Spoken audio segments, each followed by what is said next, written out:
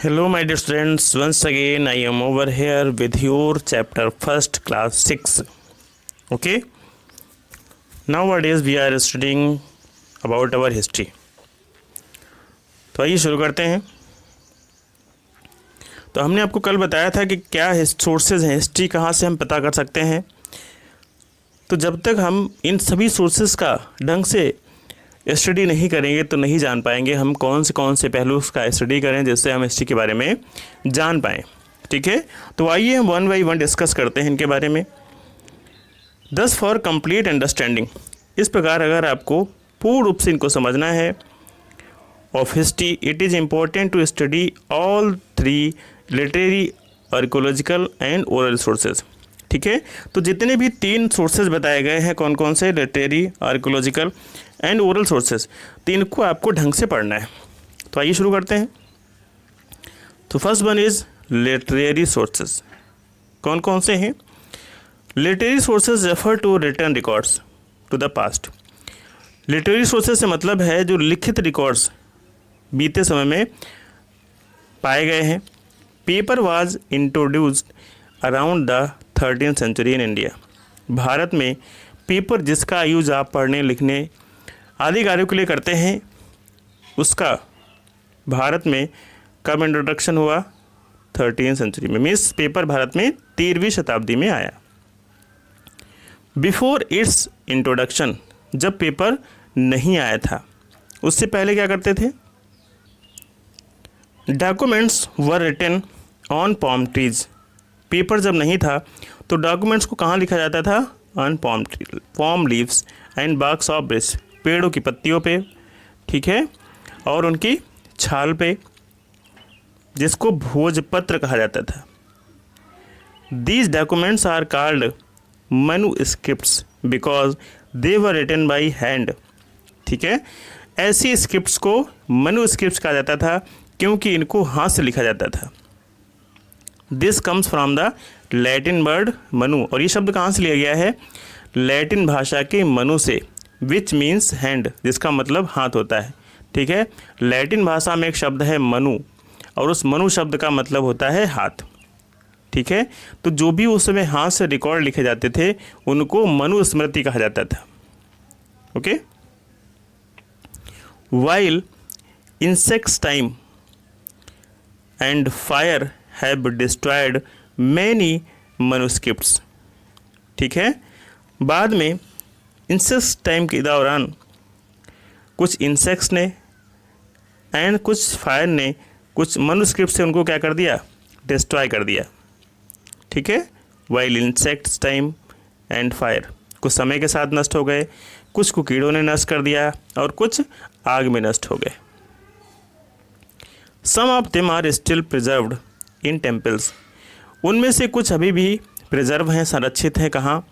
Temples, मंदिरों में है, मोनेस्ट्रीज में है, एंड लाइब्रेरीज, और लाइब्रेरीज में कुछ जो अवशेष हैं हमारे पुराने इतिहास के वो सुरक्षित है। These manuscript give information on a wide range of subject, और ये जो मैन्युस्क्रिप्ट है ये हमें एक बहुत बड़े क्षेत्र पे जानकारी देते हैं, जैसे मेडिसिन के बारे में, साइंस के बारे में, रिलीजियस प्रैक्टिसेस के बारे में, एंड बिलीफ, और उस समय लोग किन चीज़ों में विश्वास रखता था, किनको मानता था, उनके बारे में। In North India manuscript were written in Sanskrit, उत्तर भारत में जो मैन्युस्क्रिप्ट है उसको संस्कृत में लिखा गया है। पेल और प्राकृतिक, while in south Tamil was used. ठीक है, नॉर्थ इंडिया में जो मैन्युस्क्रिप्ट है किसमें लिखी है? संस्कृत, पेल और प्राकृत में।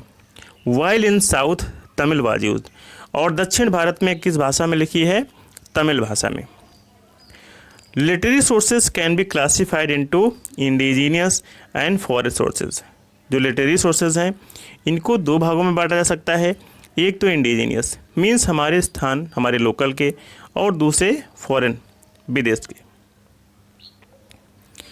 Indigenous work include works of Indian writer. Indigenous works में कौन सा वर्क शामिल है? वो कार्य जो हमारे भारतीय लेखकों ने किया है। Foreign works include text by foreigners, और कुछ विदेशी यात्री उसमें भारत हमारे आते थे, उन्होंने भी कुछ टेक्स्ट लिखे हैं। Who visited India at some time और द अदर, उस समय या कहीं दूसरे टाइम में आए, एंड रिकॉर्ड दियर एक्सपीरियंस, और अपने अनुभव को यहाँ लिखा, साझा किया। Writing of travels like Megasthenes and Fahien come under this category. ठीक है, कुछ राइटर्स आते हैं, इन्हीं में मेगास्थनीज है, फाहियान है, ये कुछ लेखक हैं जिन्होंने कुछ लेख लिखे हैं। Indigenous literary sources can further be divided into sacred and secular, और जो हमारे लोकल के रिसोर्सेज हैं उनको फिर से दो भागों में बांट दिया जाता है। ठीक है, इंडिजीनियस रिसोर्सेज को वंस अगेन हम दो पार्ट में डिवाइड करते हैं। कौन कौन से? एक तो सेक्रेड, पवित्र, जिनको ग्रंथ कहते हैं, दूसरे सेक्युलर। ठीक है, अब इनमें अंतर क्या होता है? देखिए, राइटिंग ऑन रिलीजियस थीम्स, जो धार्मिक थीम्स होती हैं, विचारधारा, आर रेफर्ड एज सेक्रेड और रिलीजियस लिटरेचर। ठीक है, तो जो धर्म से संबंधित लिखी हुई बातें हैं जिन लेखों में, उनको हम क्या कहते हैं? रिलीजियस, सेक्रेड और religious literature. The Vedas, epics, Ramayana and Mahabharata, the Buddhist Tripitaka and Jain Angas are some example of sacred literature. ये कुछ सेक्रेड लिटरेचर के उदाहरण हैं, जैसे आपके वेद हैं। ठीक है, और जो महाकाव्य हमारे रामायण है, महाभारत है, बुद्धिस्ट साहित्य त्रिपिटका है, ठीक है, जैन का अंगाज है, ये कुछ सेक्रेड लिटरेचर के एग्जाम्पल हैं। ओके, सेक्युलर लिटरेचर क्या होता है? Writing which are not religious in nature, वे लेख जो धार्मिक प्रवृत्ति के नहीं है, उनको सेक्युलर लिटरेचर कहा जाता है।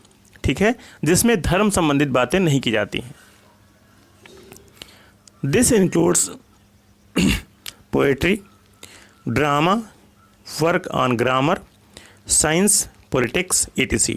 ठीक है, तो आपने देखा ये सारी चीज़ें, जैसे कोई कहानी है, कोई ड्रामा है, कोई ग्रामर है, विज्ञान है, पॉलिटिक्स है, ये सारी चीज़ें किस में आती हैं? सेक्युलर लिटरेचर में आती हैं। अर्थशास्त्र बाई कौटिल्य। कौटिल्य के लेखक कौन है? अर्थशास्त्र के लेखक कौन है? कौटिल्य है। अभिज्ञान शाकुंतलम, इसके रचयिता कौन है? कालिदास है। एंड फॉक टेल्स, और जो लोक कथाएं हैं, such as Panchatantra, are some examples of secular literature, ये कुछ उदाहरण हैं सेक्युलर लिटरेचर के। Okay, in order to read and understand, इनको पढ़ना और समझना, manuscript, the historian have to learn the languages and scripts use in the records.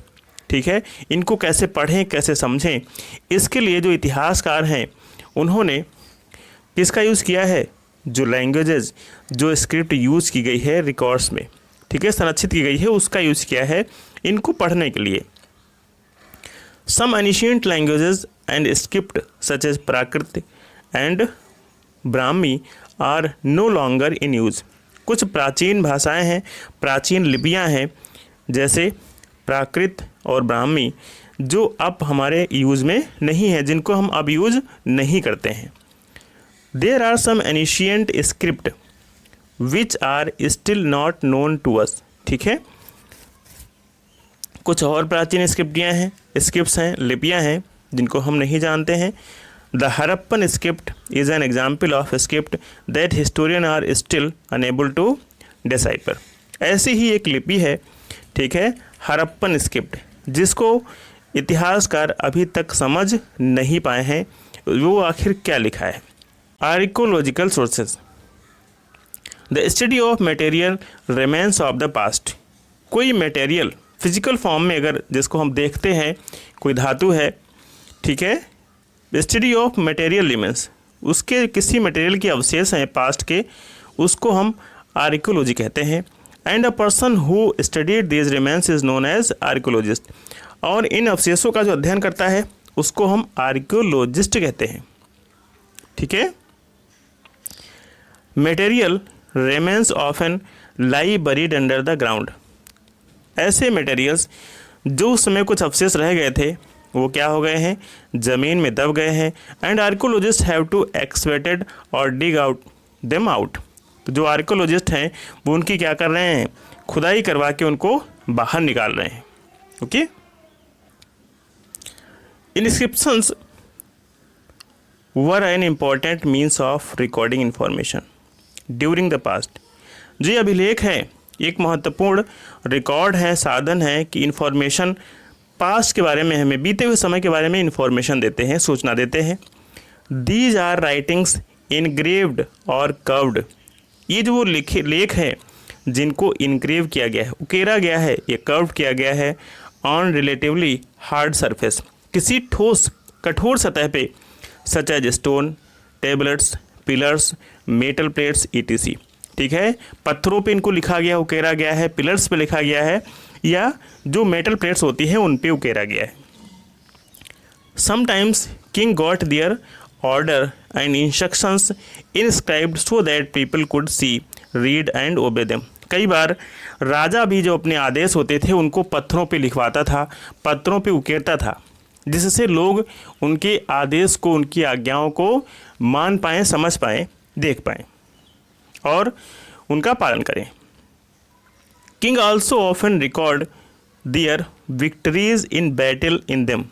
और कई बार का राजा क्या करता था, कोई भी युद्ध वो जीत के आता था तो उसको भी पत्थरों पे रिकॉर्ड करवाता था या लिखवाता था। Inscriptions give us information about the names of the king. इनसे हमें क्या सूचना मिलती है, उस समय राजाओं के नाम के बारे में। The extent of their empire, उनके साम्राज्य का विस्तार कहाँ से कहाँ तक था। The script in use at that time and many other kings. ठीक है, कौन सी भाषा, कौन सी स्क्रिप्ट वो समय यूज करते थे। तो उन राजाओं के बारे में हमें क्या पता चलता है कि उनका साम्राज्य कहाँ से कहाँ तक फैला था। ठीक है, उस राजा का नाम क्या था। The study of inscriptions is called epigraphy. जो अभिलेखों का अध्ययन करते हैं, ठीक है, उसको हम एपिग्राफी कहते हैं। The archaeological sources material include things. जो आर्कियोलॉजिकल सोर्स है इसमें शामिल है मटेरियल इंक्लूड्स थिंग, कोई भी चीज़, जैसे टूल्स एंड वीपन्स, उस समय के हथियार, औजार। पोएट्री, उस समय की जो कला थी, बर्तन बनाए जाते थे कोई मिट्टी के। पेंटिंग, चित्रकारी, sculptures, jewellery, coins, building and seal. तो ये सारे चीज़ें हैं, थिंग्स हैं जो आर्कियोलॉजिकल सोर्स के तहत आती है। These sources give us information about how people live in the past. ये जो साधन है ये हमें जानकारी उपलब्ध कराते हैं कि उस समय के लोग कैसे रहते थे। The level of development of the society and so on, उस समय के समाज के विकास का क्या स्तर था। ठीक है, और बहुत सारी चीज़ें। Archaeologist also study grains, plants, रेमेन and bones of animals. जो आर्कियोलॉजिस्ट हैं वो क्या करते हैं, ग्रेन्स पे भी स्टडी करते हैं, प्लांट्स पे भी करते हैं, and remains and bones of animals. ठीक है, और अवशेष या जो बोन्स पाई गई हैं, हड्डियाँ पाई गई हैं एनिमल्स की, उस पर स्टडी करते हैं। फाउंड एट एक्सवेटेड साइट्स, जो खुदाई के क्षेत्र जहाँ वो खुदाई करवाते हैं, ठीक है, वहाँ अवशेष पाए गए हैं तो उस पर भी अध्ययन करते हैं archaeologist. These help in giving information about food and livelihood. ये किसके बारे में सूचना देते हैं, उस समय के भोजन के बारे में और उनकी जीविका के बारे में। Temple, forts, palaces and other grand structures, मंदिर, किले, महल और दूसरे जो शानदार स्ट्रक्चर्स हैं that were built are referred to as monuments, जिनको उसमें बनवाया गया था और जिनको हम मॉन्यूमेंट्स कहते हैं। The study of these monuments give us information about the condition of them, the time when they religious perform by those who had them built etc। ठीक है, तो इनके बारे में हमें क्या सूचना मिलती है, जब हम इन सब का अध्ययन करते हैं तो हमें सूचना मिलती है about the condition of the time, उस समय उनकी दशा कैसी हुआ करती थी। When they religious promoted by those, ठीक है, जब उन्होंने किसी धर्म को प्रमोट किया, they religion promote by those who had them built, जिन्होंने उनको बनवाया, ठीक है, मीन्स किसी ने मंदिर को बनवाया तो इसका मतलब वो किसी पर्टिकुलर किसी धर्म को प्रमोट कर रहा है, तो उसके बारे में जानकारी मिलती है। The Sanchi stupa and the Ashoka's pillar are examples of some ancient Indian monuments. Sanchi के स्तूप, अशोक के द्वारा बनवाए हुए पिलर, ये इसके कुछ उदाहरण हैं। Cave paintings and other network are also studied for a similar purpose, ठीक है, जो गुफाओं पर चित्रकारी की गई है, and other network art work are also studied for a similar purpose, जो दूसरे कलात्मक कार्य हैं उनका भी अध्ययन इसी उद्देश्य के लिए किया जाता है।